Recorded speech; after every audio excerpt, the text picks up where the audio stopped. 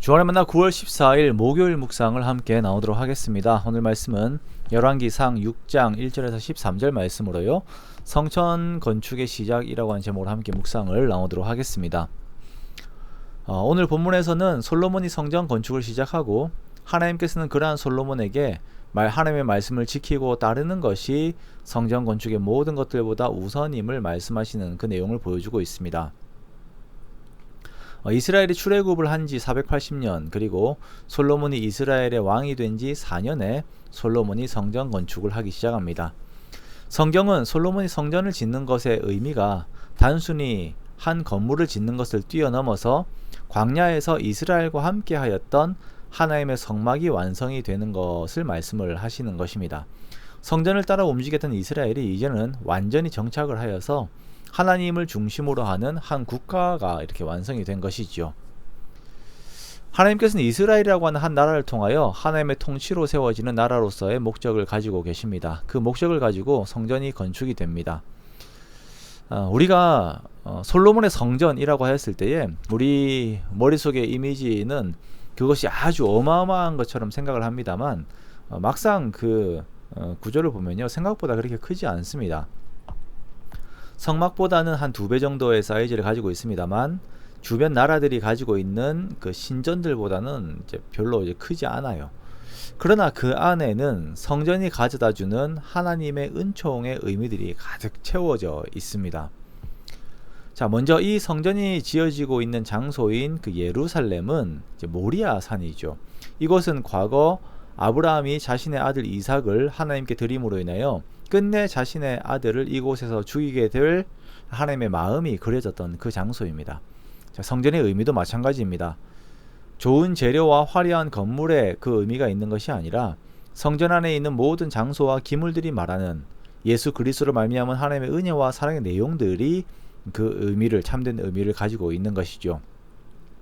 그렇기 때문에 성전은 크고 화려함이 아닌 대속으로 인하여 그 안에 임재하시는 하나님의 영광이 참된 의미로 가지고 있게 되는 것입니다. 자, 1절에서 10절까지는 성전의 규모와 건축 방식에 대해서 이렇게 말씀을 하고 있고요. 그리고 11절부터는 하나님께서 솔로몬에게 주시는 조건적인 약속에 대해서 말씀을 하십니다. 자, 하나님께서 말씀하신 조건은 솔로몬의 순종입니다.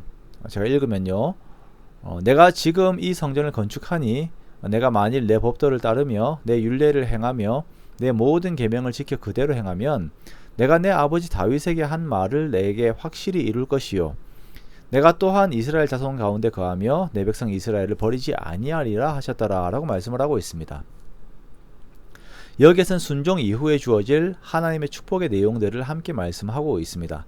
먼저는 순종 이후에 하나님께서 다윗에게 하신 그 약속을 솔로몬에게 확실하게 내려주실 것이다 라는 것입니다. 다윗 왕국이, 그 왕조가 끊어지지 않고 계속 이어질 것이다 라는 것이죠.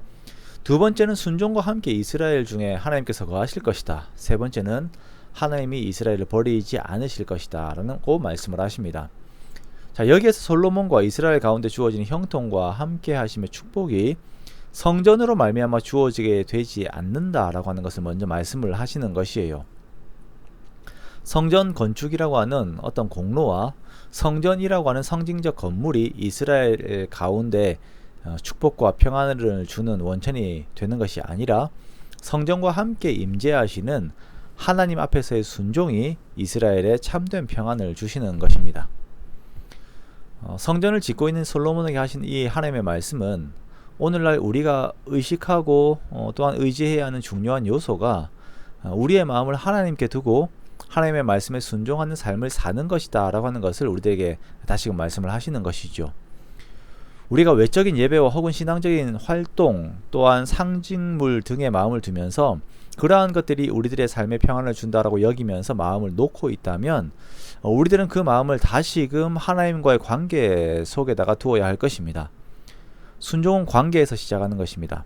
하나님과의 온전한 관계에서 우리가 마음을 다해 주의 말씀에 순종할 때에 하나님의 축복이 우리들에게 주어지는 것입니다. 그러므로 우리가 더욱 정직하게 마음을 하나님께 드리기 원합니다. 하나님께서 현재 나에게 요구하시는 그 말씀에 순종함으로 하나님 앞에 나아가는 우리가 되기 원합니다. 그렇게 외적인 것뿐만 아니라 나의 마음의 지성소에서부터 하나님을 높이고 섬기는 저와 여러분의 복된 삶이 되시기를 주님의 이름으로 축원합니다.